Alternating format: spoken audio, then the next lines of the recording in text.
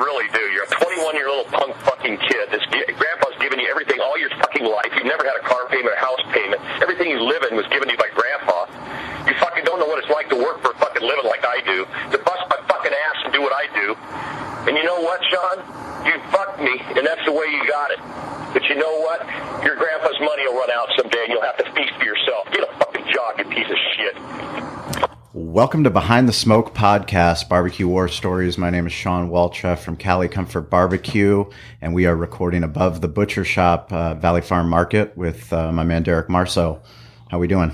It is a beautiful day again, like we always say in San Diego. It's been great, and this week's been awesome, kind of getting things back in order, and it's been moving along really, really well. Yeah, it's pretty great. We appreciate if you're first time tuning in. This is a business and digital marketing podcast through the eyes of barbecue. Derek and I have been so fortunate to meet numerous people throughout our journey that have been willing to come on and share what's going on in their world, whether they own a business, whether they own multiple businesses, or whether they run sports entertainment franchises. Today is really cool for us because it's very rare that you get to speak with a high-level executive in a brand new market for a brand new franchise. Yeah, it's really exciting. It's exciting to see that that the sport of lacrosse that we're going to be talking about is growing and really taking it onto a new level here in San Diego. And we're excited to see it's something new for us. So we have Josh Gross here today, the Vice President of the San Diego Seals. Welcome, my friend. Oh, it's great to be here. Thanks for having me.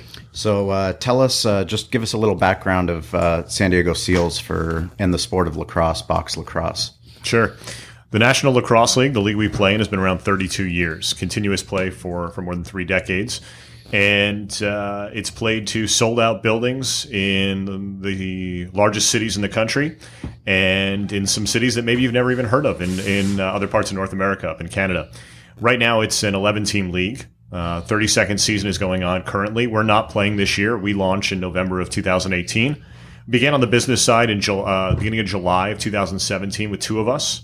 There were 3 of us in October, and on January 2nd, we actually opened up our office in UTC. With 7 people, we're growing to between 25 and 30 full-timers, all in preparation for opening night, for really branding the team in the marketplace, for being great citizens here in San Diego, embracing the local culture, and having that play out on the field. Well, that's awesome, because I know myself, I'm pretty naive to the sport of lacrosse, but I have one of my really good customers who's become one of my good friends, Todd Tobias, who does the East County Warriors out here. And man, when he talks to me about lacrosse and how much it's growing, I mean, it's really, really exciting. I was thinking about it. So I played football, and I had 8 documented concussions, and that probably means I had 20, 25. I was going to ask, but I figured I would. Right. So, I mean, Derek, CT, are you good to go in the game? It's going to be kicking in here pretty soon, so you guys better watch out. But it's to see a sport like that where you can still have some contact, but it's not as brutal, and it's just a lot more, hands-on and hand-eye coordination. It's something that I would probably want to get my boys into. I have 2 boys. We're expecting our 3rd child now, but it's exciting that there is a sport, because to be honest, I don't want them to play football. Mm-hmm.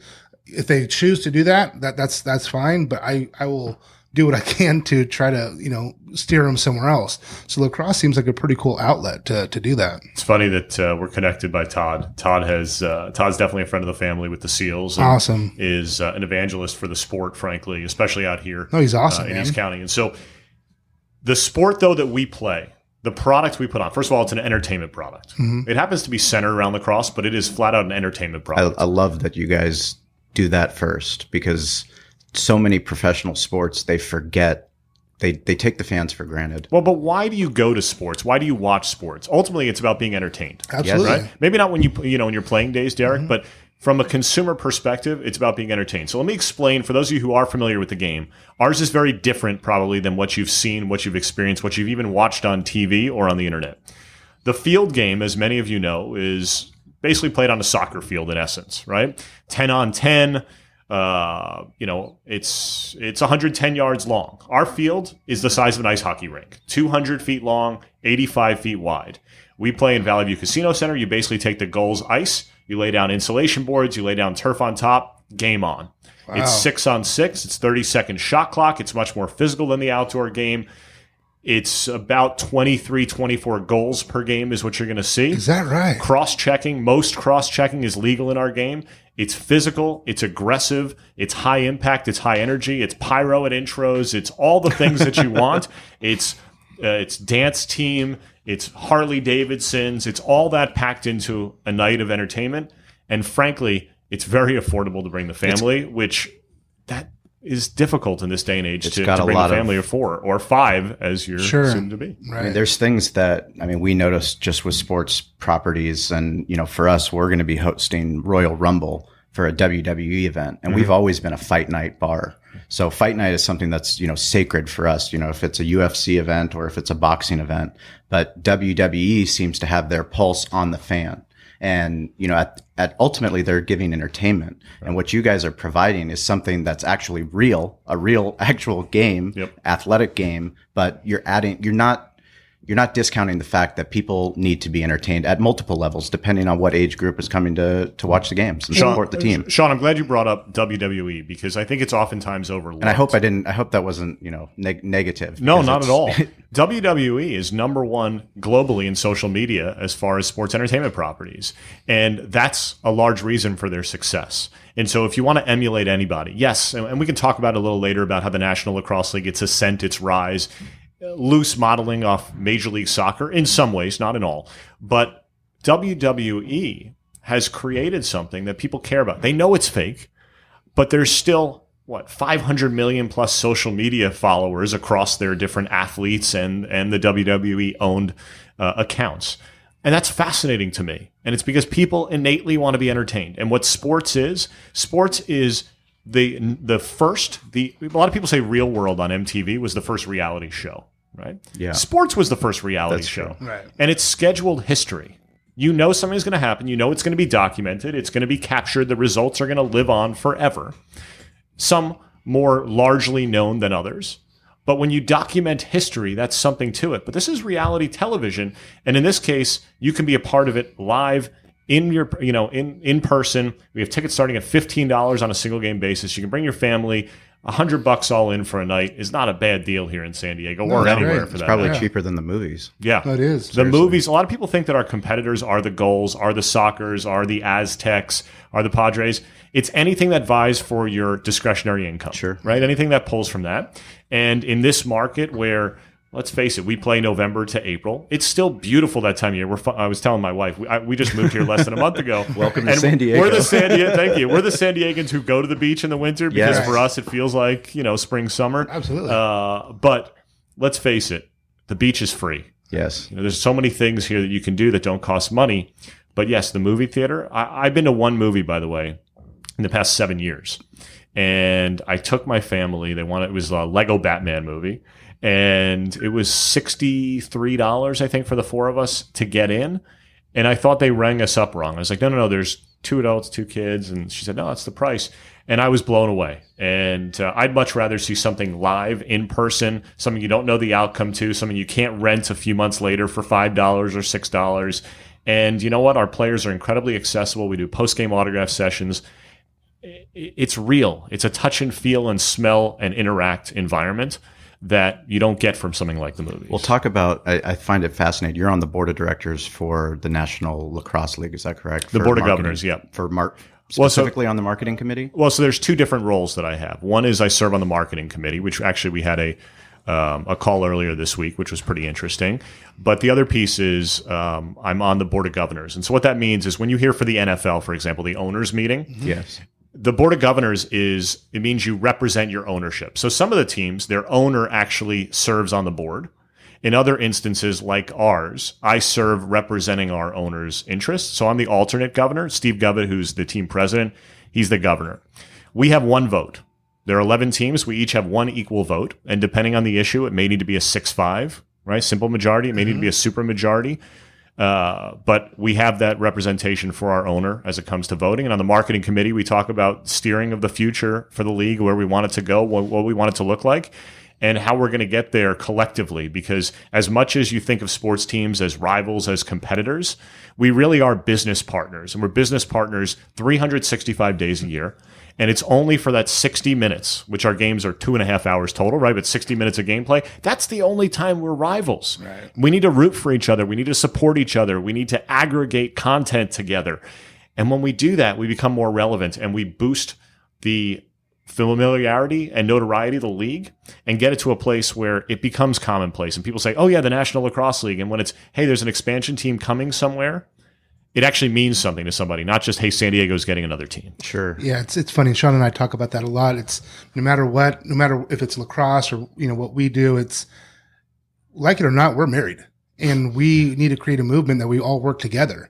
So if we can all work together in a cohesive group and build everything and not just be, what can we do transactionally every single time? It's more of a bigger picture. That's where you start to win. And I really like that. I was just sitting back thinking about it. You guys are embracing the consumer experience and saying, how do we, like baseball right now, they're seeing how can they cut down their times, right? Because it's not as exciting. It's kind of, it'll lull you to sleep a little bit if you stay too long, and it's like a one nothing game. What you guys are doing is making it exciting the whole time, kind of like a hockey. It's closer, it's faster, there's more entertainment, more goals, the pyro, all that stuff, and you're giving people an experience. And one of the differences, as you bring up hockey, is our score is 3 times what hockey's is. Totally. Right? Sure. So there's a lot of similarities, actually. If you look at box lacrosse, the game we play, there's a lot of similarities. You can compare it to basketball because there's a lot of two-man game pick and roll. So for those of you who watch basketball or play basketball, you understand that concept. And it's also a lot of hockey in the sense of substitutions on the fly, free flowing. Obviously, the field size is the same, but there's a lot of differences. And we have fans in Colorado, where I came from, the team I came from, which we averaged 15,500 fans a game in over 15 years. That's incredible. So it wasn't just a blip on the radar. So Valley View Casino Center seats 13,000, and the Gulls consistently are ranking at the top. But to get 15,000 people to see indoor lacrosse, that is remarkable. And we can't do that here. We don't have enough seats. The sustainability is unbelievable. Right.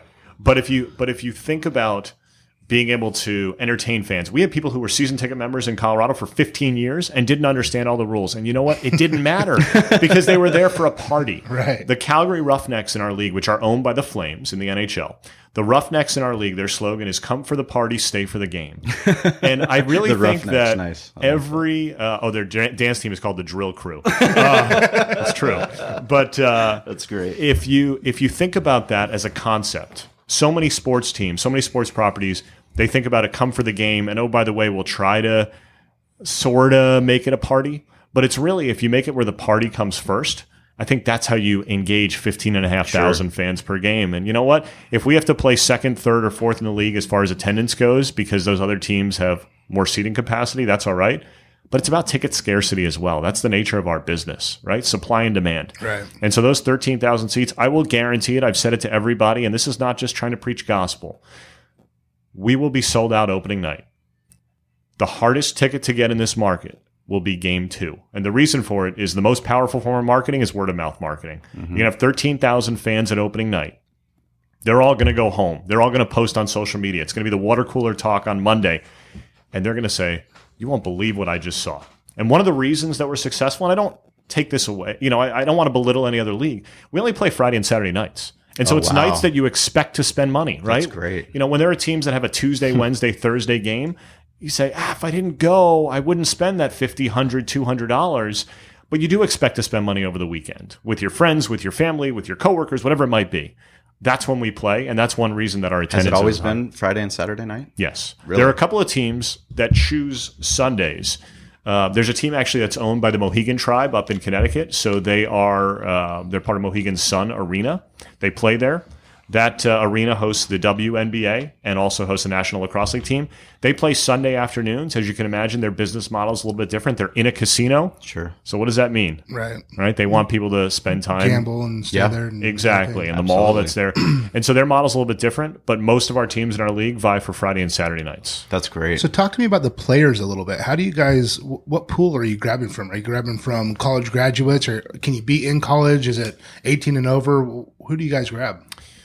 So let me tell you who we grab, and then I'll tell you how we're going to get them. Because the number one question that we're getting asked right now is, who are your players? The answer is we don't have any, and there's a reason we don't. So first off, our players are typically just graduated from college. or come out of the Junior A League in Canada. And Junior A, you can be up to 21 years old. So as soon as those guys complete their Junior A playing experience, they then enter the draft in the National Lacrosse League. There are rare exceptions of guys who are younger who choose to forego their Junior A careers.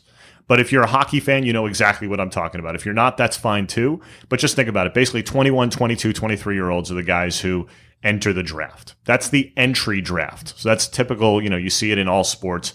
It's just called the entry draft because other leagues may not have additional drafts. The first process actually, though, is going to be the expansion draft. And what that means, you saw it in the NHL when the Golden Knights came in, is existing teams can protect a certain number of their players, and then they leave a bunch of guys unprotected. And we, in essence, can take one player from each of the existing 9 teams, and they become members of the SEALs. Then you have free agency, which is going to open, and for 3 reasons, this will be a very desirable market. One is it's America's finest city, right? It sells itself. I think the second most desirable market, frankly, in our league is Denver. And I kind of look at Denver, which is where I came from. Denver and San Diego is kind of 1 and 1A of fantastic places to live. Sure. The second piece to it is they want to play in place where there are fans, right? And there are some markets in our league, there's tons of fans, sold out buildings. Buffalo, I mentioned ownership from NHL. The owner of the Bills and the Sabres owns the Bandits in our league, right? They do fantastic in packing that place. But I think that when we show them how many fans we have at games, fans are going to want to come here. And so if you think about it, how do you create a winning team in the National Lacrosse League? One of the ways is, as fans, come out and watch your team because guys want to come to the markets that have the most fans. And then the third is who our owner is. Tsai, who is a global business person. And you know what? He's so passionate. Kind of a big deal. Yeah. Co-founder of Alibaba. Yeah. But you know what? He's so passionate about lacrosse. He played lacrosse. He played lacrosse in high school. He played it in college. Pickup hoops also? He played a little bit of basketball. He's a smaller guy, right. Like the rest of us. Scrappy, right? I like it. But you know what? He truly loves the game. He wants what's best for the game. And I think that's exciting from a player perspective to have an owner who really cares not just about you as a player, but about the betterment of the game. There's so many people like the Todd Tobiases who you mentioned earlier, Derek, and about the growth of the game. One of our 10 company pillars is grow the game. Yeah. And so I think we're going to have some success in that forum. And then lastly is trades. And so when you couple those 4, you sign free agents, you have the expansion draft, you have the entry draft, and then you make some trades. We'll come to camp with 35 to 40 guys. We'll whittle that down to 20 players on our active roster, 4 practice squad players, and then we play. That's exciting. So the part of the thing that you were talking about with the WWE reference was, turning it not just entertainment, but accessibility. And, I think I saw it on the NLL website, but it's digital first is the focus for marketing. Can you talk about why that is and how you guys are going to go about broadcasting games and getting fans engaged that aren't even in the seats? Well, what was it? Maybe 10, 15 years ago, kids were watching 6 hours of TV a day, and that number is crashing. And if you look at what ESPN says, they count screens. They don't count TVs. And so we have to be digital first because that's the future. And it's the present, in fact. So we created an over-the-top platform in NLL TV. For those of you that don't know what OTT is, and it's a sexy term that gets thrown around, but basically the idea behind it was instead of having the middleman, which was your cable provider, you skipped over them straight to the content. And so NLL TV, we have every one of our games streaming on NLL TV. We have great numbers, great subscriber rates on NLL TV. Blew away what our expectations. You had like 350,000 people on average watching those games? That was Twitter. So we had a Twitter game of the week. Unbelievable. Wow. Twitter did 350,000 people watching those games. On average. And Twitter was blown away. They didn't even believe their own numbers. Yeah. I believe it. That's incredible. We capped at just shy of 1 million viewers for the semifinals last year. Wow. And so that's a very valuable platform. And that was North America. And we're talking about expanding it globally. We also have some other potential digital partners who have expressed tremendous interest based on, frankly, the Twitter Game of the Week numbers and our NLL TV subscriber rates.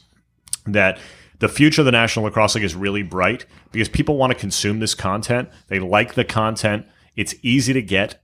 And it's going to be on one or two big carriers who you guys are. They're going to be a big smile on our faces and certainly awesome. On fans' faces when that's announced in the next couple months. Yeah, I mean, part of the whole thing that we talk about a lot on this podcast when we bring in, Scott Heath, the president of Fox 5, or Matt Savant, who runs the Gulls. I mean, the internet is equalizing things, and the companies that are embracing that, not shying away from it, they're going to win. And it doesn't matter if you're a barbecue restaurant, if you're a butcher shop, or if you're a sports franchise. There's no company that's too small or too big that can't give access and content to what people want. And if it's authentic, if it's not pushed, if it's not forced. I was at a conference last week that was jointly held between a group up in a different part of the country, but then also the San Diego Sport Innovators group, which if you want to check those guys out, San Diego Sport Innovators, fantastic stuff. They're an incubator, they're an aggregator, they're awesome. And so I was at this event last week, and I was on one of the panels, which was the future of sport in San Diego. And the keynote speaker who spoke a couple of hours before I did was Guy Kawasaki, who was with with Apple back in '84 in the founding days, and he talked about the art of disruption. And I get really sick of hearing authentic and I want to be authentic and I want to be disruptive. And nobody has ever explained it to me as well as he did in that hour, and it was fascinating. But I bring it up because he said something in there that really speaks to the core of Steve Jobs, and I think should speak to the core of anybody who's looking to aspire to greatness in whatever job they have. And he said, a lot of people say it has to be seen to be believed, but actually flip that for a second. It has to be believed to be seen. And if Steve Jobs and Guy Kawasaki and everybody else who was there had listened to the pundits and the naysayers, we would never have the iPhone. We would never have the iPod as the iteration before it. We would never have the MacBook right. We'd never have any of that. And you think about the world's most valuable company, and that came from a lot of people saying this will never work. And it also came from being nimble. And he pulled up on his presentation where a press release from Apple said one thing, and then a year later said the exact opposite. And that's because they learned. Sure. Right. And I think that it's very valuable in business and in life to be able to accept that you don't know everything. And when you learn that you were wrong, make the change, right? Yes. We talk a lot about this staff that we're building, and it's a tremendous staff. I'm super excited to work with them, and a lot of people far smarter than me in that room right now, and we're going to find more of them. But I've said to them, look, if we learn, we get better. And so I don't want you to follow one trajectory, one path, and say, this is the way we're going to do it forever. If you figure out something's not working, let's figure it out and fix it. Let's change things. If you just think, okay, well, I told them this was our plan, and our plan's not going, it's not getting us the return that we expected, well, then we better make changes. And I'd rather you come to me and we talk about how we get better as opposed to saying, no, we're good. Right? Sure. Because if you're good, somebody's going to pass you, and a lot of things might pass you. Yeah. I mean, we talk about it at the restaurant. We just had a staff meeting and we discussed, we don't know what Cali Comfort is going to look like in 2023, but we know that we're going to embrace change, and we're going to be willing to pivot, and we're going to find different ways so that we can be a hospitality company. And what that looks like, I'm not sure, but I know that we need great people to get there. Mm-hmm. I mean, we opened as a breakfast restaurant. We didn't even do barbecue. And we're here doing a barbecue, Behind the Smoke podcast. But barbecue has opened up doors for us, but it was also our opportunity to get in. And I mean, Derek and I became friends because of an amateur barbecue event that we put on to raise money for local youth sports. Mm-hmm. And who would have thought that one event that we did for the community back when we were a breakfast restaurant would have turned us into a barbecue restaurant and to be here where we are today. You're making me hungry. Right. I get to try this after, right? Absolutely. Okay. Absolutely. Good. Absolutely. No, it's a big thing. We want to make sure that everyone knows that it's not just on a macro level. On a micro level, you can make those changes too, and being able to adapt and understanding that it's okay to be wrong. And I wish. Getting off topic a little bit, but I listen to Rhonda Patrick talk a lot, and she's a doctor, and she's saying, the research that I did 8 years ago, I was wrong on some of the things. And now I'm saying, hey, here's what we're learning, because it's forever changing. Mm-hmm. And a lot of these people that are reading textbooks that were written 20 years ago on medicine, it's not the same as it is today. And we've learned so much, and it's okay to say, hey, what I told you to do 10 years ago and what medicine to take. And, that wasn't right. And here's how we have to change it. If you're not humble enough, you don't have the humility to do that, you're going to get passed up, and people are going to see past that. So you always have to, keep that humility and know that it's okay to be wrong. Embrace it. That organic thing will actually help you tenfold. And it has to come from leadership, though. No matter what the organization is, if it's not embraced from the top down, then there's no possible way for it to come from the bottom up. I mean, it's just way too hard, because the old way of doing business is not going to work moving forward. I mean, Toys R Us, the local Toys R Us that my mom took me to, in Mission, it's going to be closed and I can't take my son there. Yeah. My son's 6 months old, but that's because they didn't change. They did the same thing, business as usual. And, to be a new, the National Lacrosse League has been around for 32 years, but you guys are adapting to the market in a way that the NFL can't do. They just can't do because of the size. They can do. I mean, they can do it on a micro scale, but it gives you guys incredible desirability to be, which is why someone like Joe Tsai would purchase, this new franchise, right? Yeah, the timing was really good. So let me date back a little bit. So in the 2000s, there was rapid expansion in our league, and it wasn't strategic expansion. So one of the requirements now is you can't enter into an expansion agreement. So you can't get an expansion team without having an arena deal that's desirable. And so kudos to Ernie Hahn and his staff at Valley View Casino Center for embracing us so much, and for frankly giving us a chance and Valley View Casino Center a chance to succeed. That's awesome. In us coming here. That's awesome. And there were teams in our league that played in Madison Square Garden, where getting Friday and Saturday nights is impossible. Yeah. And good luck. when you approach a Madison Square Garden or an arena like that, there was one in Boston as well at the Garden. When you approach those types of buildings, you don't have much negotiating power. And so when it comes to the ancillary revenue streams, the food and beverage, the parking, your merchandise setup, whatever it might be, you're limited, if not shunned. Well, they're stuck. A lot of it's stuck in their ways, and they're stuck in contracts that don't make sense anymore. Frankly, you have to have someone like Ernie Hahn that's willing to realize exactly what the arena is. It's a 50-year-old building. Yeah. But we could still make it sexy and bring in all these different partners and make it a dynamic space where, the Gulls can launch their rebranding and they're coming into the league. And then now the San Diego Seals can come in. And I mean, it's very, very exciting if you have those right partnerships. Yeah. So what we did was we got back to basics. We found franchises that were stable, that wanted to do business the right way.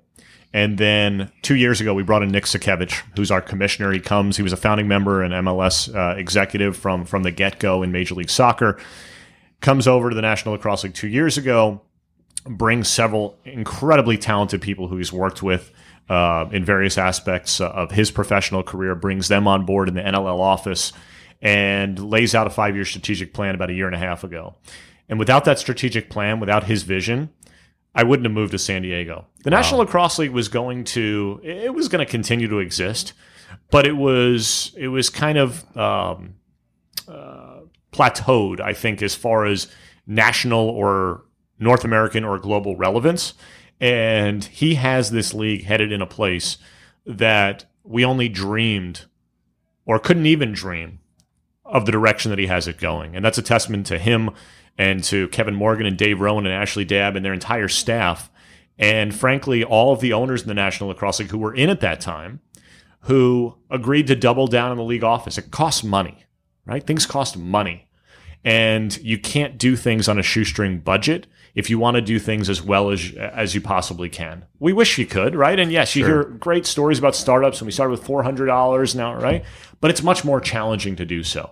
And so we invested back into the league. This is when I was in Colorado. We invested back into the league, and that led to Joe ultimately taking a look at what this league is. And he was approached by our now team president, Steve Govett, who was president and GM in Colorado. And Joe said, I want to do this.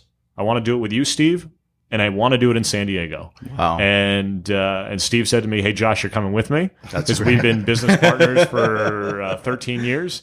And I said, I don't know if I am. And not because I didn't want to, but because, again, my wife had a job to it, right? Exactly. And I couldn't be more happy or, frankly, more lucky to be in this position with some, in an amazing city, a city that I've always, kind of had an eye on. and working with great people. And let me just tell you, I say a city I've had an eye on. That's not a lie. So Denver gets a bad rap, right? Because if you go, you turn on CBS and you watch a Broncos game, and they show those scenic, intro shots, whatever it is, and there's people skiing or there's a lot of snow, right? That tends to be 2, 3, 4 hours actually from the stadium. And so Denver's actually a pretty mild climate. Most of the snow dumps in the mountains, and Denver is the start of the plains, actually. And so Denver's great, but there is some bad weather every now and again. And bad weather could mean rain or snow, whatever it might be. So every day in our office for 6, 7, 8 years, the joke was San Diego sand crabs. San Diego sand crabs. Right. And we'd walk in anytime it was snowing, whatever it is, San Diego sand crabs. And we didn't care what league. We didn't care what sport. We said we're not going to have a physical office. We're going to use Wi-Fi on the beach. But it was always San Diego. It was never anywhere else. And then the fact that Steve connected with Joe, and Joe said it had to be in San Diego. Now, I didn't get my team name. I didn't get the sand crabs. The sand crabs. But I think the Seals is actually much more fitting for this city. And I got my sand crabs. I love the Seals name. I love the logo. I was very fortunate to be part of that process as well. Let's talk that about development that process. Yeah, that's fascinating to us. No matter what kind of brand or company you're building, we're pretty particular on stuff like that too. Yeah. It's like that's going to be basically the forefront of what people are looking at to see. And my logo, Sean's logo. I mean, it takes a lot of time to come up with those things. So how did you guys come about that? Yeah. Well, it takes a lot of time or no time, depending on if you want to invest in it. That's true. That's true. So it was a long process. There's a company called Adrenalin, no E at the end, Adrenalin based in Denver. And they do tremendous work. And they've worked with literally hundreds of professional and collegiate teams. They work with conferences. And Adrenalin actually designed the Colorado Mammoth logo, the team that I came from. They designed that logo back in 2002. And kept in touch with them over the years. They do great work. And so we enlisted their help in this process. And we talked about what we envisioned the logo might look like. We talked about what we wanted to stand for. And we said, you know what? Give us one kind of cartoonish look that will probably be our kids club logo at some point. And otherwise, we didn't want really caricature in the mark. The very first logo they showed us, which was designed as the idea of, hey, it's going to be a kids club mark, or maybe it's one of the ones that you'll like to get there, was eerily similar to what our final logo actually became. It was amazing and a little bit disappointing, and I'll only tell you why for one reason. So the Colorado Mammoth, Steve has this actually amazing sheets of paper, because it wasn't digital back then, sheets of paper of the evolution of the Mammoth logo from stuff that doesn't resemble the mark to where they got to today. And when I see the Seals logo, and it was so darn close, the very first one we looked at, I wanted to be able to hang in the office this evolution. Right. And it's like the evolution is really not significant. Now, what they do is everything's in black and white. You don't lay in color templates and palettes until the end. But it was in black and white. Our mark, if you go to sealslax.com, you can check it out. It has the crown has it's a trident on top, right, which is an ode to to the Navy and the SEALs community. They had 5 spokes actually on the crown. We said no, it's got to be 3, but the face was almost identical to that face. Wow. And it's a pentagon behind it. No, it's not a pen. Yeah, it is a pentagon. No, 6 sides.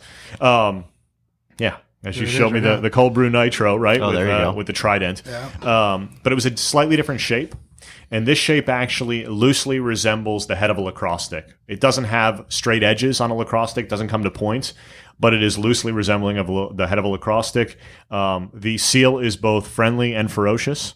And so again, we saw other versions of it, but I was so disappointed that they hit it spot on the very first one. They're like, we're excited to show you this one. They showed us a bunch of others, and they became our secondary and tertiary marks. We do have a kids club mark, which is a friendly seal. We haven't revealed it yet, but a friendly seal holding a stick. That'll come out pretty soon. But it was such an exciting process, and our owner, Joe, was very involved in creating this brand. That's really cool. And then talk about the reveal that you guys did. So it's part of, it's great PR because we watched part of the story. Thank you. It's part of the story, and you guys did a great job. Tell us how that came to fruition. So there have been 3 milestones thus far for the team publicly. One was the announcement of the expansion team coming. We did not reveal a name or logo at that time. That was in late August. The second, the one that you're talking about, was on October 24th, and we did that in La Jolla Cove. And we wanted to, in a big way, because everything we do is going to be larger than life with our team, we wanted to unveil the name and the logo in the ocean with a dive team. Because what are SEALs? Sea, air, and land, right? And so we did that with a dive team with a 2,500 square foot banner in the ocean where we showcased it. And you know what? We did it on a rooftop of a hotel there, so you could look down on it. We had a drone flying over it to capture amazing footage, and you had kayakers out there wondering what was going on. And 2,500 square foot is pretty darn big. Yeah. It's pretty small in the ocean, but it's pretty big. And then the third milestone we did was December 12th, which was at Brick and Liberty Station, a really cool event venue space. And we did our jersey reveal. And it was a women's only event. And we had 12 models, 6 male, 6 female models. And another, that it costs money. We talked about it costs money, right, to do things. But we put on that event, and the response was absolutely tremendous to the jersey. And we did it strategically so people had time for their holiday shopping to be able to purchase a SEALs jersey and put it under the Christmas tree or for Hanukkah, whatever it might be. And you also got jerseys to local media, custom jerseys. We did. Yours, we need to get yours printed, the two of you guys. We got to get that produced. We'll take a behind the smoke jersey. Absolutely. But yes, that actually worked really well for us. And the media here has embraced us, unlike what we got in Denver. Yeah. The Broncos, and it's not just because the Chargers have left. Sure, that helps, right? But the media here is looking for things that San Diegans might want to latch onto. And in Denver, it's Broncos or bust as far as media coverage. Sure. Here, it seems like they're much more open, and the Gulls get coverage, and the Sockers get coverage, and 1904 FC, which is a new soccer team that may be coming in, gets coverage, and right. And so they really have enjoyed the narrative thus far, and it's our responsibility. It's the job of Sherry Menden, who's our director of marketing, promotions, and fan development. It's the job of our content team to create a narrative that people want to follow, and that leads to media coverage. The media thus far has been tremendous. Yeah, I think traditional media, having grown up in San Diego and being sports fans the way that Derek and I are, when you are an NFL city, you take the other sports for granted because of the numbers and where we used to be back in the day. San Diego has learned a lot now that we do not have our Chargers here, especially understanding that the Gulls are doing the right things. The SEALs are doing the right things. If you do the right things and you have the pulse of the community, then that's where the story is, and that's, if you're a good journalist, that's where you're going to go to cover it, because you can share that with the community, and that's what people want. But it takes work. It does take work. It takes as a a lot journalist, of work. it's easy and sometimes even lazy to just cover one sport, sport Sure. right? But ultimately, the way that they're judged is based on viewership and ratings. They're judged based on web clicks like the rest of us are. Yep. And so even in this market, when you have the disgruntled Charger fan who is reluctantly following the team still, says, I don't care, I love my team, or says, I hate my team. It's kind of the Howard Stern effect because they're still getting great web traffic and great viewership when they're talking Chargers, but they have to craft the story a little bit differently. Howard Stern, right? If anyone who's seen the movie Private Parts, it's well documented in there that people who hated Howard Stern listen to him more than people who loved him, and it was because they wanted to hear what he would say next. Right. And that's what we have to do from a narrative perspective is we have to want you to know what's next. And frankly, our game presentation, which we invest heavily in, we actually have our new game presentation director is starting in 2 weeks. And he's done it at the highest level. We're really thrilled to have him coming aboard. I've told him that you need to offend some people with your presentation. I know that may sound crazy, but the point is, if you never tiptoe the line, then you never know where the line actually is. And I don't want us to be vanilla. The National Lacrosse League is not vanilla, and we're not for everybody. I don't think any product in the world is for everybody. If you're somebody, you listen to this, and you want that more safe, comfortable, vanilla presentation, then I would say we're probably not right for you, and that's okay.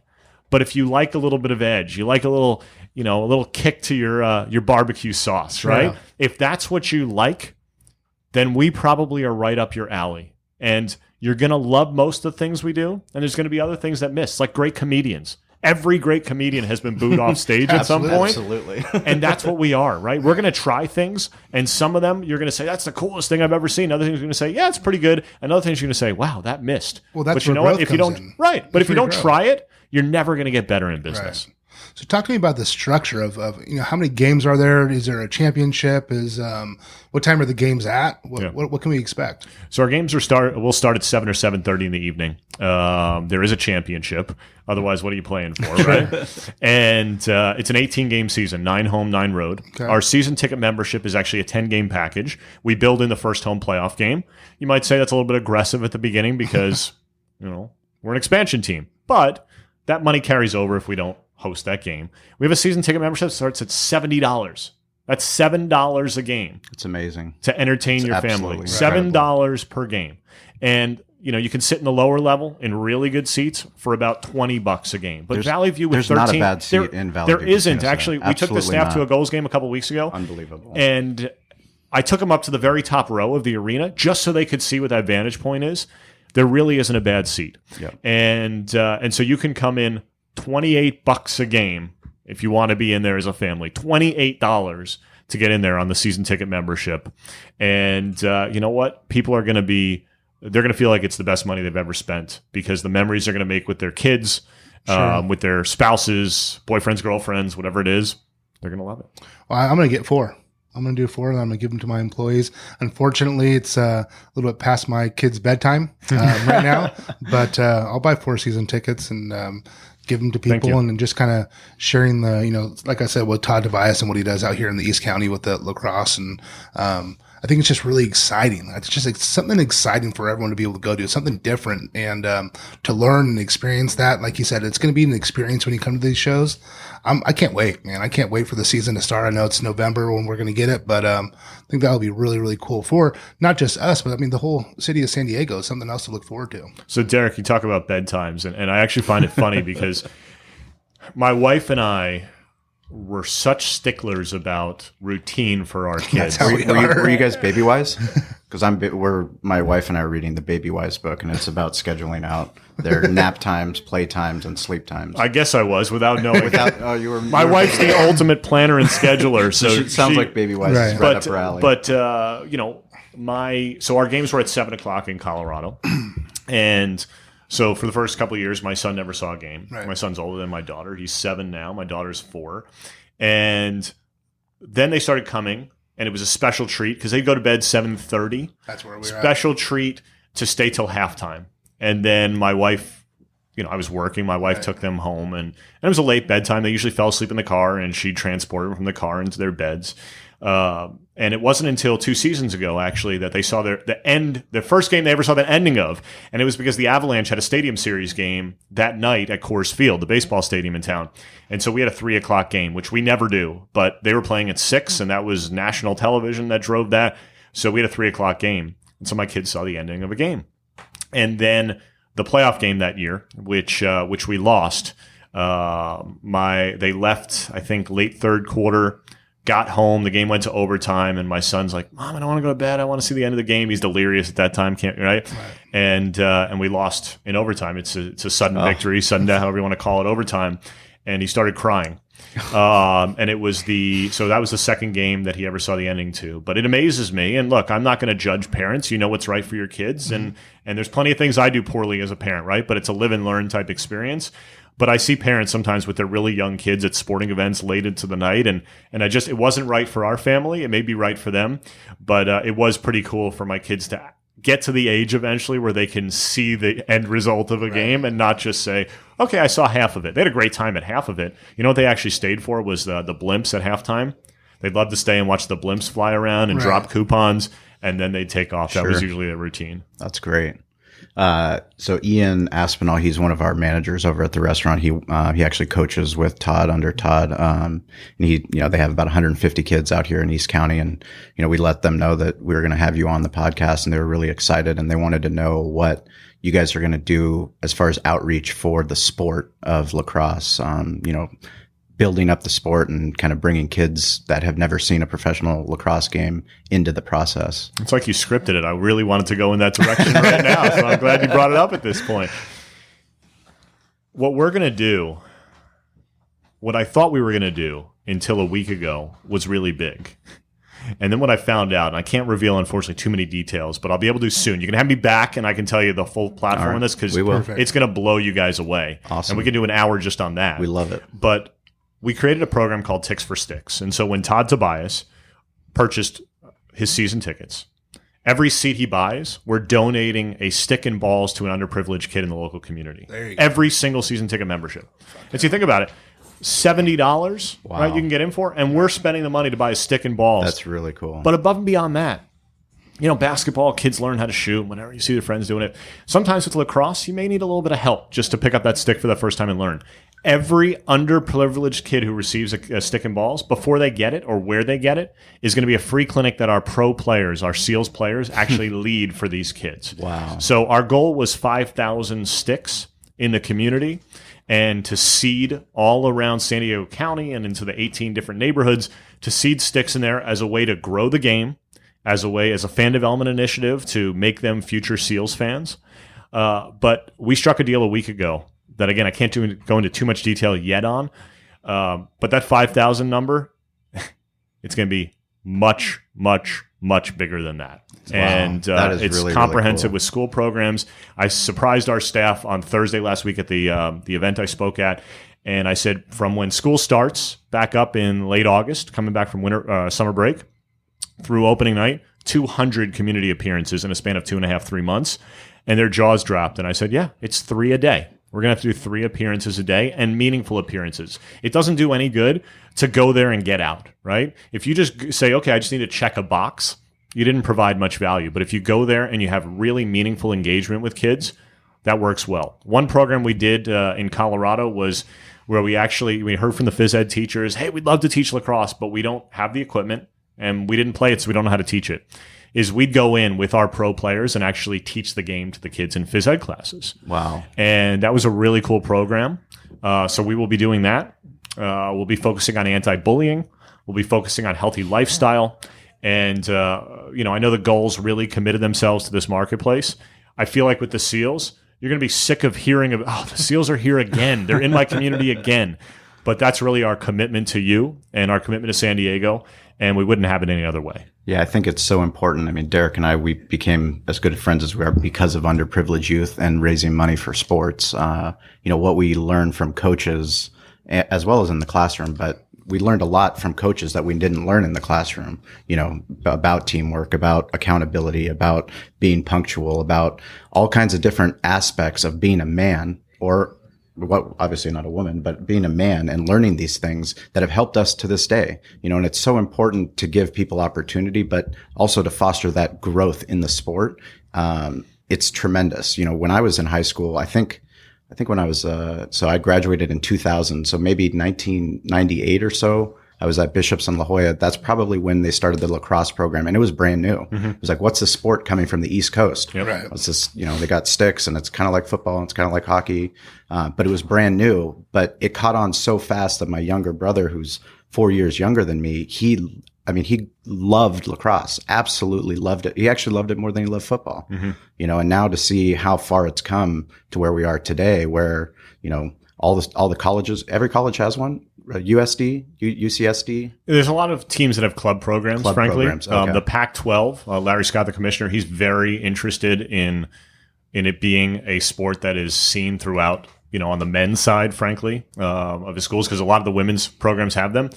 University of Utah just announced, I was going to say earlier this year, but in late 2017, that they're adding Division I men's lacrosse, I think in the 2019 season. And so there are challenges, as we know, with any NCAA sports and with, all the great that Title IX does. It also at some times can be a little bit limiting when there is funding for a men's sport, but then you also have to find it to coincide on the women's side. Absolutely. But Utah is the first. And I'll tell you what, I think there's going to be a domino effect that stems from it. University of Florida on the women's side, the Gators added women's lacrosse, I want to say around 8 years ago. And 2 or 3 years in, they were top 2 team in the country. No way. Because let's face it, look, I went to Syracuse for school, and I come out here and I say, what was I doing? Like, how dumb was I to go there when I could have been at, UCSD or SDSU or USD, whatever it is. And I think that it's going to be able to attract a lot of the top talent. And whereas it's a hub and spoke sport, right? It really grew from Baltimore, Central New York, Long Island, and spread its tentacles across the country. But it used to be so rare for guys from Texas and Colorado and California and Washington to be recruited and play Division I. And now it's a regularity. You have to be a smarter recruiter as a college coach, because there's so much talent spread out throughout the country that if you don't go and recruit them, you're not going to be competitive enough. Sure. Yeah, well, in San Diego and out here at least, it's once we grab onto something, we're fortunate that we can play it year round. Because there is no snow on the ground, fortunately, out here. And so we can play like the baseballs and the footballs. You can play a year-round sport. So. Derek, my son started lacrosse, Pacific lacrosse, a couple of weekends ago. And the first Saturday was 80 degrees. But last Saturday was a frigid 60. Ooh, right. Okay? That's freezing in San Diego. And so, I'm always cold. So I was cold. But, a frigid 60. It's supposed to be 75, I think, on this Saturday. But the point, you're absolutely right. Yeah. And so if you look at baseball players, where do they tend to come from? They tend to come from, the Southern Californias, the Arizonas, the Florida, right? Warm weather places. And so I don't care for my kids whether they grow up to be great athletes. I care about the life lessons that you talk about, right? What it means to a child, what they can learn, what they can experience with it, teamwork, winning and losing, right? Passion, 100%. Friendships, all these things. And so ultimately, yes, my son is playing lacrosse right now. I don't care if he plays lacrosse as he gets older. If he doesn't like it, let's move on to something else. I just want to give my kids opportunities. I know how important sports is. And I said to him when we moved here, I think it was a day or two after we got here, I said, what's really cool about San Diego is you can play sports year round, because in a lot of other places you can't, and you cannot. And so if you embrace that, you're going to love the game that much more. And I don't want to, there are so many parents who push their kids, and it's about the college scholarship. I will tell you, anyone who's listening to this, if your kid plays lacrosse or you want your kid to play lacrosse, do not do it for a college scholarship. First off, NCAA Division I programs, there's not a lot of scholarships to go around, and the teams are 50 guys. They're not like football where basically every guy is getting a scholarship. It's not like that at all. You're lucky if you get a quarter or an eighth of a scholarship. What you can use athletics for is if your kid gets really good and enjoys playing, use it to get into a school that may have been a reach school for he or she. Use it to get that extra 100 or 200 points on your SATs, or a few extra points worth on your ACTs. That's what it should be used for. But the rigors and demands, especially for non-revenue sports at the NCAA level, are there just like they are on the revenue-generating sports, right? And so just realize and you went through it, Derek, right? I mean, it's a lot to be a student athlete. And the NCAA has them, mostly people not going pro in sports. Well, that's a reality. And when it comes to lacrosse, I don't know what, if lacrosse is going to be multi-million-dollar salaries at that point. It's not right now. But again, not a reason for your kids to play. Have them play because they love it and they love hanging out with their buddies. You can probably avoid some of the smelly gear they come home with, if but sure. Aside from that, it really does, it builds character. And that's why I have my kids playing in whatever sport they choose. No, there's no better life lessons that I learned than from on the field. I mean, it really is. We're seeing, I'm just started, and this is my first year. I'm coaching my little son. He's 3 years old, and then T-ball, and he might be a little young to be playing, but we're letting him play.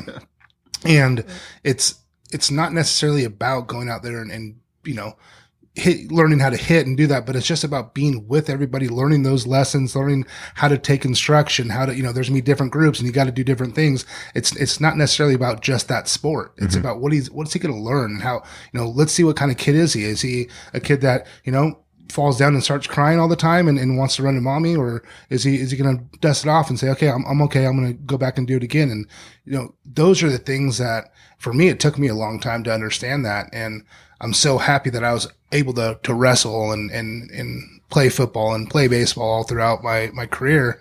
But, it teaches you so much about yourself. I mean, just sports in general, for me, wrestling was a sport that taught me more than anything about myself, because it's you versus one person. And if you can't wait for someone else to make a tackle, you can't, hope someone else is going to hit a home run. If you mess up, you're going to lose. So I wrestled 1 year. when I was in 8th grade. By the way, some of my coworkers are here and they're learning a lot of stuff about me. They're going to bring it back to the office. That's what happens when you podcast. You learn all kinds of stuff. But in 8th grade, I weighed 93 pounds. I assume you probably weighed, from your stats, you 94. probably weighed 94. I was going to put you in the 103 weight class, but I'll go with 94. So I weighed 93 pounds. And I was wrestling with all 6th graders when I was in 8th grade, because what 8th grader weighs what I did. Right. I was a scrawny little kid. And so my freshman year of high school, they really wanted me to wrestle because the lowest weight class is 103. Right. And I was the only kid who actually would have been in the 103 weight class. So I wouldn't have gotten to wrestle against a lot of people because it would have been forfeit wins for our high school because they didn't have people in that weight class. But I was their lack of options. So it was kind of like, well, we would take him. I didn't end up doing it. I played a couple other sports in high school. But, me in a singlet is something that should never be seen. I hope there's no pictures of when my parents pass away and we have to sort through all the, I've gone through a ton of boxes, but I've yet to find a wrestling picture, and I think we should keep it that way. Right. I still have some of my singlets because we got singlets when we went to state and all that stuff. So we got special singlets. But I did see for the first time this year that my high school, during a dual meet, I need to really, look into this, but they weren't wearing singlets. They were wearing shorts and tight shirts. And it was all, everything was, their colors and all that, but it was like their uniform. I think they got away from singlets this year. So our league, the National Lacrosse League, and if you want to look on the internet, look for, Steve Govett, Philadelphia Wings. It's Govett. He's our team president. You might be able to find some pictures. In the 90s, these guys wore spandex instead of shorts. Oh, yeah. Oh, that's awesome. Yeah, and there's been a joke about, if you do an 80s or a 90s night, should we bring that back? The current players are not really in favor of it, but I think we could probably appeal to 50% of the population who might enjoy, a retro night. No, absolutely. Tell us a little bit about your relationship with Steve, because, he has a diverse background, which makes him such a powerful executive to go from a player to a coach to front office to a GM and to now a president. Tell us about, your relationship with him, how you guys met. Well, let's talk about his coaching career for a second, okay? It was putrid. So he took over as interim coach in Colorado when he had to make a change in the coaching ranks, and he didn't know who we wanted to put in at that time. And he won his first 2 games, and we told him to get out. We're like, get out while you're ahead, right? Best winning percentage of all time. You knew he wouldn't be a good coach. No. I just the team actually was not. It was not that good at that time, and they lost their next 5, and then he put a coach in, so it was 2-5. But anyway, that aside, yeah. So Steve will joke around about why he got to where he did. And he got to play in world championships, and but he has a great business sense. He's got a great business mind. He was a GM of golf courses earlier in his career, and there's a great similarity between golf and professional sports because we sell a perishable item. We sell time.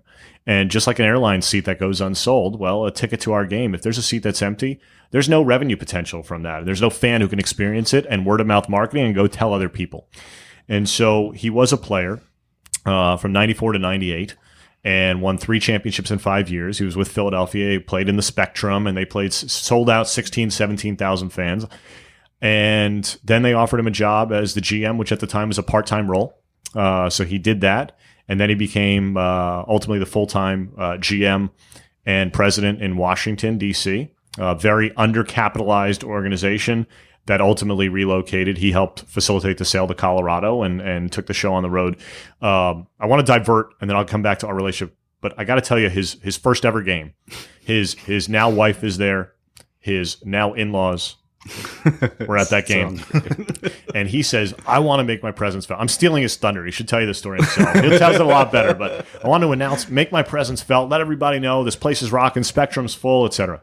He says, okay, how do I do this? So he says during intros when they announce number 44, Steve Govett, he says, I'm going to run out and I'm going to jump up on the glass. Run across the field, jump up on the boards, pound the boards, right? I'm here. You get to know me. And dark in the building, spotlight on him, right? And so he sees his jersey through the reflection. He's like, okay, I got about another 3-4 steps. And as it turns out, that was a young fan in the stands who probably had more hair than him, who was 3 rows up. And so he crashes into the boards. And there's video of this, by the way. It came a little bit sooner than he anticipated. When we get the video, we're putting it in the show notes. Yes. Everything we talk about today, there'll be links into the show notes. Perfect. That sounds fantastic. Crashes, bam, falls down, bloodies up his face. His first ever game. Over the PA system in the Dr. So-and-so, please report to the Wings locker room, right?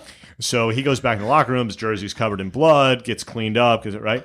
And he plays in, we have a blood jersey in our league, nice. Which is just, it means that if for whatever reason jersey gets ripped, gets blood on it, whatever it is, you just throw on, there's always a spare. So he throws that on, scores a goal in that game, and it gets credited to somebody else. And so he, to this day, will tell you that his career numbers, he deserves one more goal. So, but that's a little bit about Steve. So anyway, I got to know him my third day in Denver. I had an informational interview at Kroenke Sports, which for those of you who don't know Kroenke Sports, Nuggets, Avalanche, Mammoth, Rapids, Pepsi Center, Dick's Sporting Goods Park, which is where the Rapids play, multiple television networks, right? You know Stan Kroenke, obviously, from the St. Louis to now LA Rams. So I had an informational interview with 4 people. Steve was one of the 4. And they told me, look, we don't have a job for you, but, keep in touch. We like you. So I did, and ultimately latched on with the Colorado Crush, the arena football team, which was owned a third by Kroenke Sports, a third by Pat Bolin, who owns the Broncos, and a third by John Elway. And I sat not down the hall from Steve. I sat down. He had an office. I sat down a hall, around a bed, down another hall, and then I was in a cube there. And I was an account executive. I was selling season and group tickets for the Crush. And I'm loud. And I'm really loud. And he hated me, despised me. He would hear me all day long. And a couple times a week, the office next to his was Ron Sally, who was the president of the Crush. A couple times a week, he'd go into Ron's office and say, you got to tell your guy to shut the up. I can't hear him anymore. I can't listen to him anymore. I've had enough of Josh Gross with the Colorado Crush, right? And how about your coworkers? If he could hear you in the office, yeah, they were fond of you as well. Yeah, maybe why none of them are friends with me. Yeah. But so anyway, there was no hockey in 04-05, and he knew my passion was actually in broadcasting. And so Mike Haynes and Norm Jones, Mike's the play-by-play announcer for the Avalanche on television.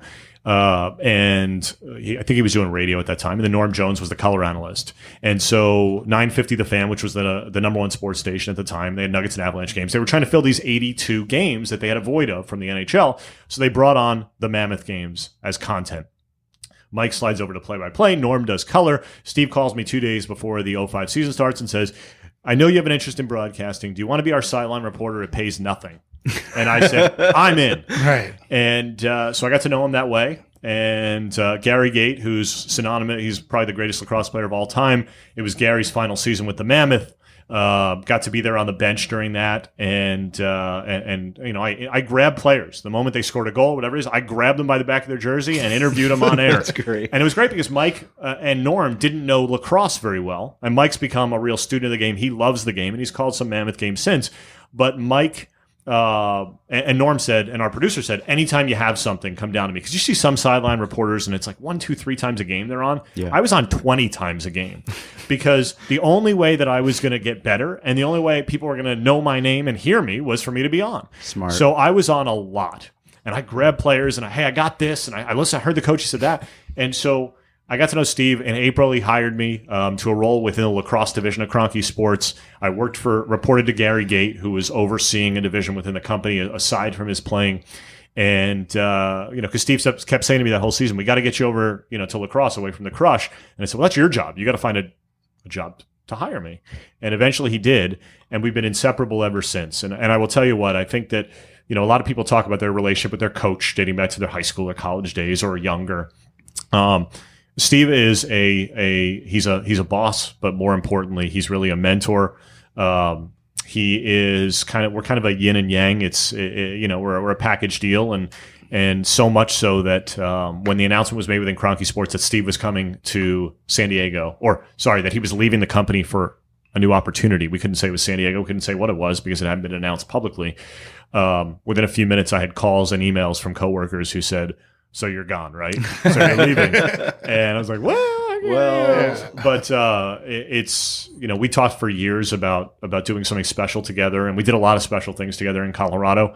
And this just happened to be an amazing opportunity where he and I could stay together. My wife got so sick of hearing that we were going to do something. She finally told me, I don't want to hear any more about it, and go get a condo in the mountains, in the Rocky Mountains for a weekend, and lock yourselves in there together and figure it out and come out with a plan, because I don't want to hear about it anymore. And so this whole thing, as it became kind of that trickle effect, which became, a river and then an ocean of steam and power behind it, I probably could have asked Steve for anything. I probably could have negotiated a lot harder than what I mean, I didn't really negotiate, but you know what I'm saying? Like, I could have asked for just about anything, because we're a tandem. We're a bit of an inseparable tandem. There's a chance I might have been the president of the team in Colorado. I would not have been the general manager. That was a definite, but I might have been the president of that team. It was never offered to me.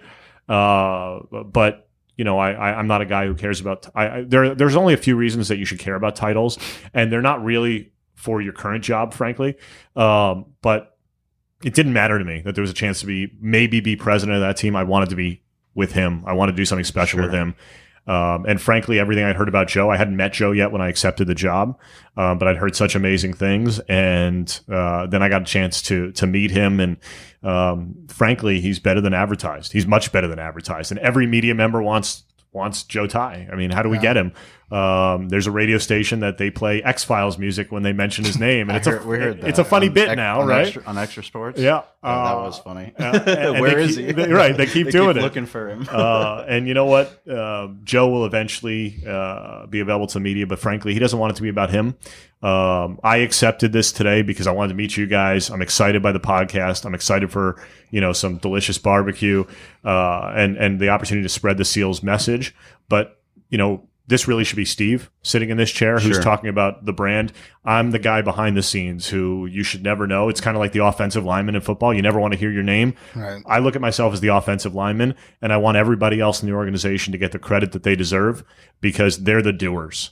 Yeah, well, we appreciate you taking the time, and the greatest thing for Derek and I is this podcast allows us to pick and choose who we have those relationship with. And, because of Dominic over at iHeart, he reached out and introduced us by email and said, you guys should meet.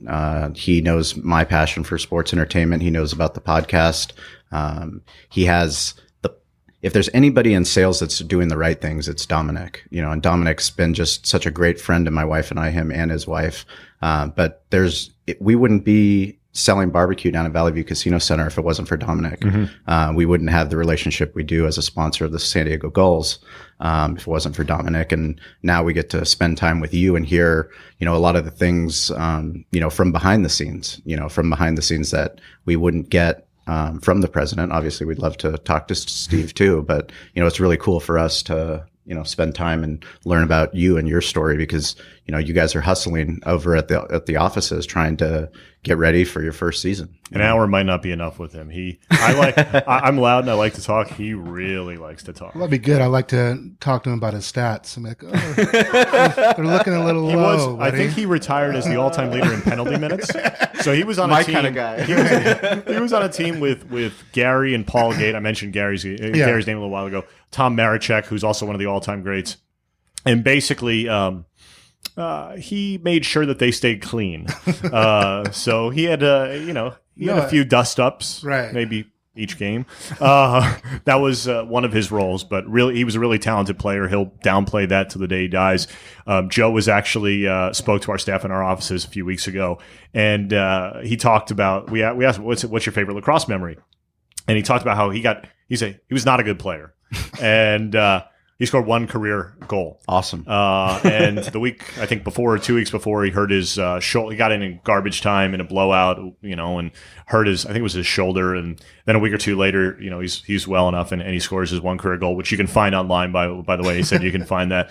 But it was really nice to hear, you talk about being humble. And I think, one of the things that turns people off to athletes, professional athletes, and even athletes at the lower levels, even in high school and middle school, and with recruiting getting so young in so many sports, is to hear somebody who's so humble, and you meet somebody like Joe who will be in a polo shirt and shorts, And you'd never know what his net worth is, and he will never bring that up to you, and he'll never make you feel like you're not on an equal level with him.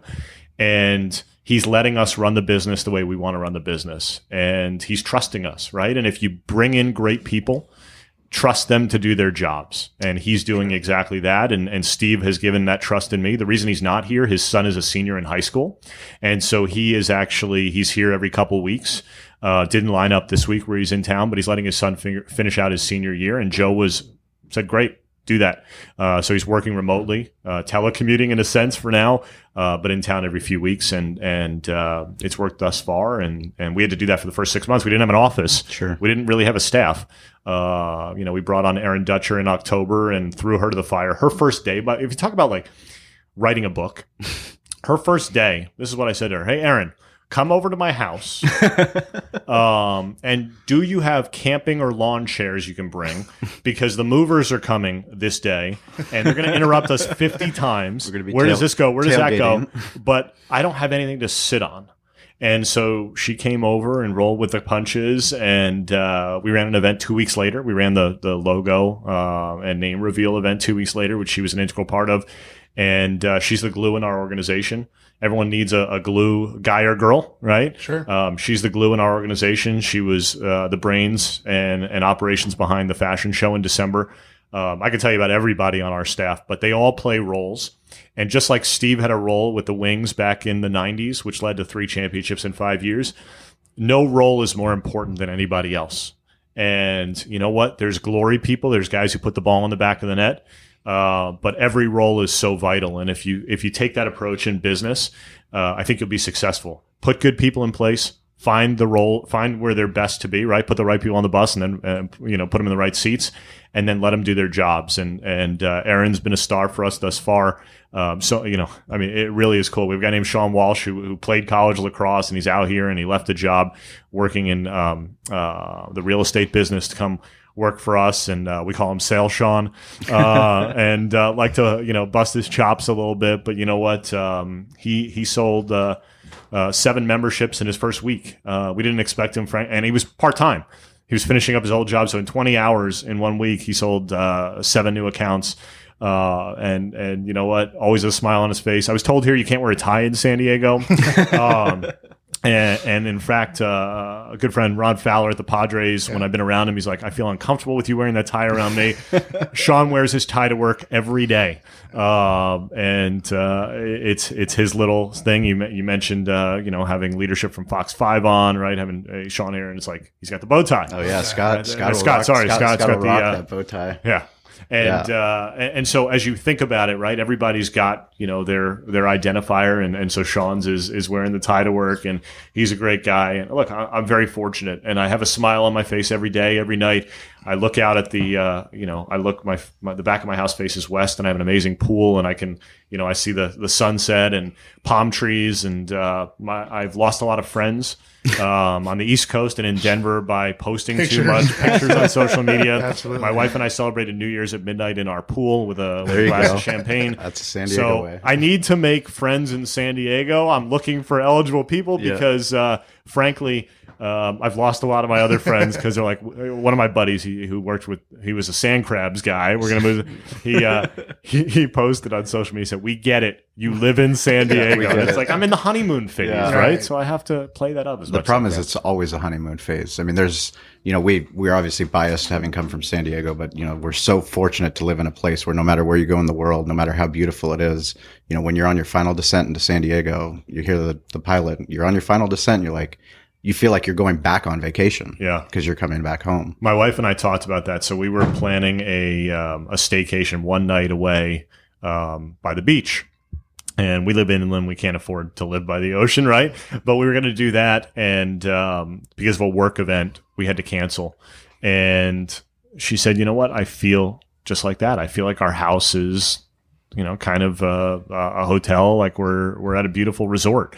And I wanted my kids, Denver is great. We bought our forever house 3.5 years ago. Life happens. But one of the challenges is in Denver, it's such planned communities that we were on 1/1200ths of an acre. And so I couldn't even have a catch with my son or daughter in the yard. We had a yard, but we had one tree in the front, so you couldn't throw a ball above 6-7 feet in the air. And then in the back, it was too small for it. And so when we were looking for a house here, one of the things I really wanted was I said, I want to be able to have a catch with my kids. And so we got a pool and a side yard where I can have a catch with the kids. And to me, that's everything. Where are you guys at? That's the world. We're in Forest Ranch. Oh, cool. Beautiful out there. Which, you know what? We had never heard of Poe.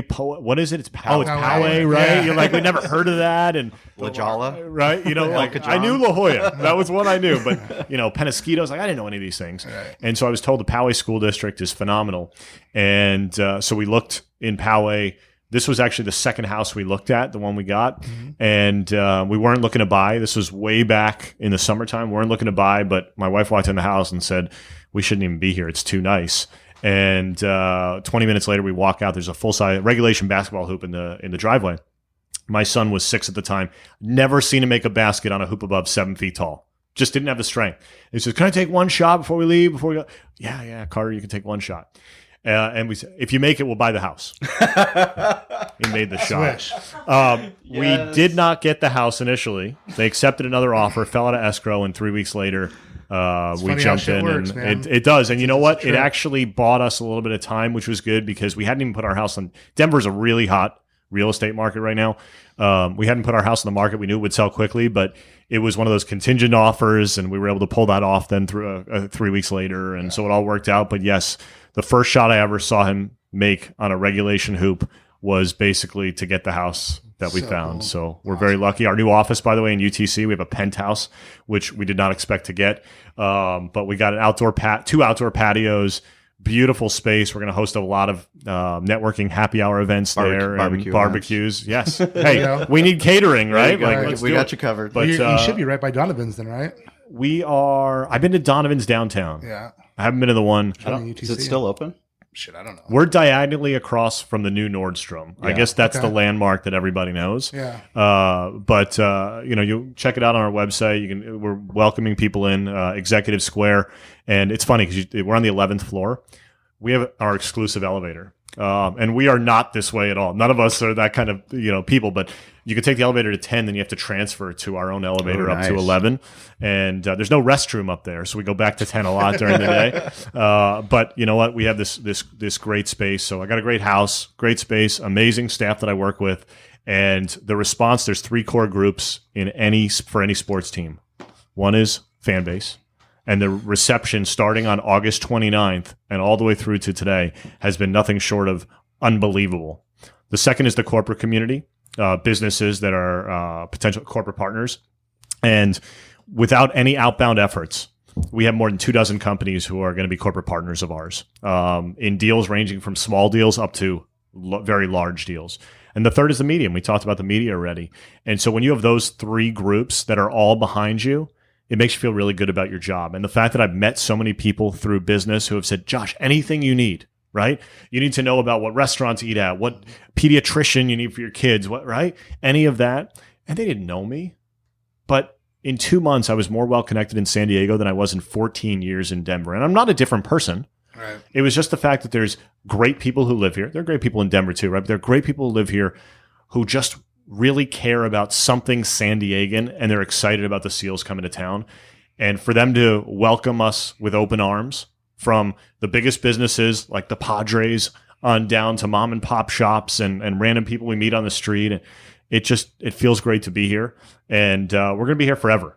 Some people say, well, what's the long-term plan? Well, the long-term plan is to make the Seals a brand in this marketplace. That's a lifestyle brand that you guys can be proud to be San Diegans, and that the Seals are part of that community that you're proud to be involved with. Yeah. I mean, I don't think there's any better fans in the world. I mean, we're fair weather. We always get the fair weather fans.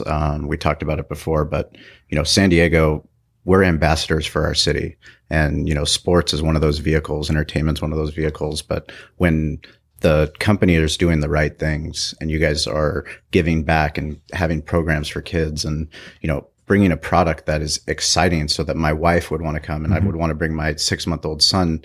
You know, the goals have been fantastic, and we go down there. Valley View Casino Center, they've created Ernie's done an amazing job at using what we have, and then we're going to figure the rest out. But if you have great people, I mean, now that we're adding, you know, the SEALs to the schedule, to, you know, the Valley View Casino Center calendar, it's dynamic and exciting. We're 72 degrees instead of 58 inside. I told you I was cold at that 60-degree lacrosse practice, so a little warmer. We met very early on. We met the 3 mayors of San Diego. We met Mayor Faulkner, who's been a great advocate of ours. We met Mayor Bill Walton. Yes. Who's been a great advocate of ours. He comes in here a lot. Yeah. And Mayor Ernie Hahn, yes. right? Who's the GM of Valley View Casino Center, who's been, you know, that as well. And so through their network, their respective networks, through their excitement for this process, through the excitement of a new team coming, and frankly, through the professionalism that our organization prides itself on, they have gotten us to so many great people. We were staying at a hotel every time we came to town because I was still living in Colorado until December 28th. So the second time we were in town, staying at a boutique hotel, and Steve's texting me. I was in a meeting at Valley View Casino Center, and he's texting me. He's at a happy hour meeting with some business guys. Josh, you got to get here. These are the most amazing guys. He's like, just get here. I'll tell you when we get here. The owner of the boutique hotel that we were staying at was having beers with us. And we ended up at the Padres game that night, because I guess when you're just hanging out downtown or in Gaslamp, and you just end up at the Padres game that night. And then he drove us home. And so I jokingly said to him, I said, you know, when I booked it, it said that there was a concierge, some type of service. I didn't know it was the owner of the hotel who was driving us around. So when I book next time, I explain, you know, here's when I come in, et cetera. Fantastic. But, you know, he's become an evangelist for us as well.